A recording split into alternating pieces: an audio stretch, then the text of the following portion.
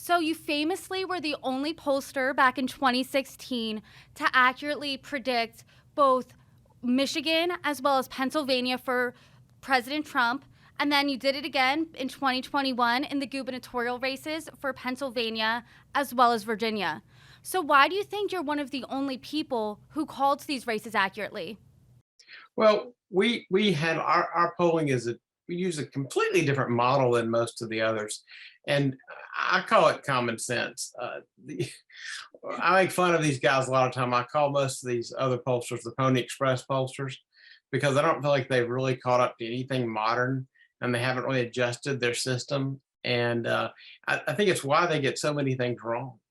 One of the main things is their questionnaires are so long. I think really, if you're trying to get really deep in an issue and you're trying to really come up with some strong patterns, that makes plenty of sense. But when you're trying to measure an actual political race, you are losing average people. They wonder why their polls skew toward college educated people.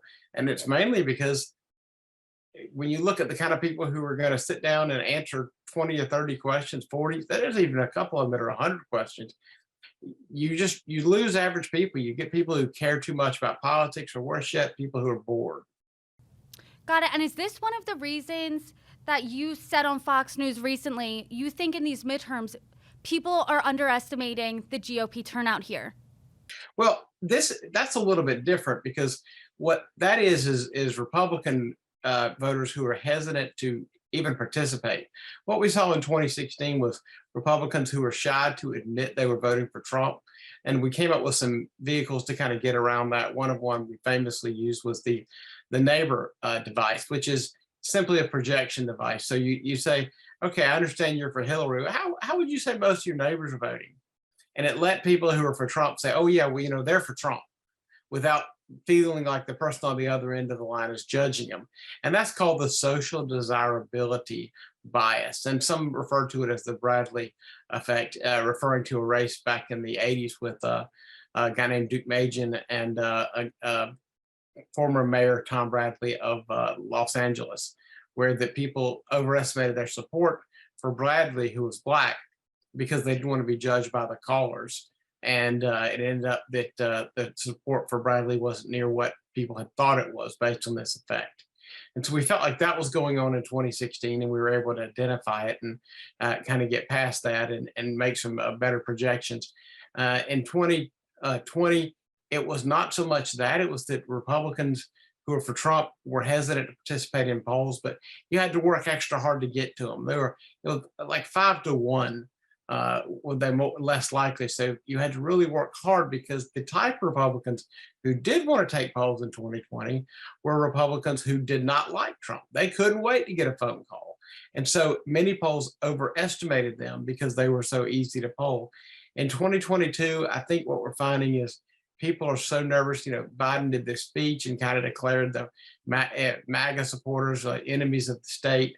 And, they're seeing stuff on TV. And granted, some of it's a little overblown, but they're seeing things about the FBI looking at Facebook. They're hearing stories of people having their doors broken down because they express political opinions. Even stories about gun purchases being tracked by the banks because of government pressure. Of course, they wonder about the integrity of polling data, and they're wondering, hey, am I going to be put on a list if I participate? So what I've come up with and seen through some of our surveys and some of the feedback we've gotten is that they're now, I would call them not shy, but I would call them submerged voters. They're not putting stickers on their car anymore. They're not putting signs in their yard. They're not posting on social media, and they're not taking polls. So I would say all polls, including ours, will underestimate the Republican strength and turnout this year. Wow, that's really interesting. And are you seeing any parallels here from the 2016 election to the 2022 midterms? I think it's just more overstated because in 2022, Trump supporters were called smelly Walmart shoppers, and they were called deplorables. But no one was suggesting that somehow they were domestic terrorists for supporting a Republican. And there is a lot of that. And with all this talk about some of the it's happening with Biden, and this appears to be like a kind of rounding up or cracking down on people. And again, this may be overblown, but what really matters is not what's actually going on, it's what's in the mind of the voter. That's all that's ever mattered. And if a voter feels like they don't want to be targeted and they don't want to be ridiculed and they don't want to be on a quote unquote list, then their hesitancy to participate in a poll makes sense. And I think that there's just a lot of these guys, like I said, they're submerged, they're underwater.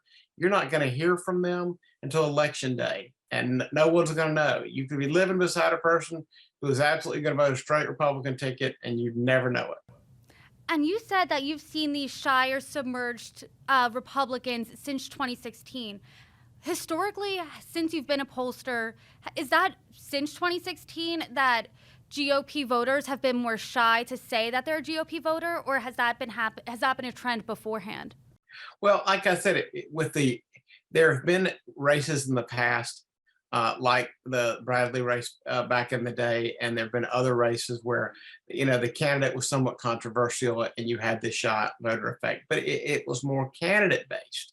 What we've seen since 2016, it was still kind of based on Trump or the opposing candidate.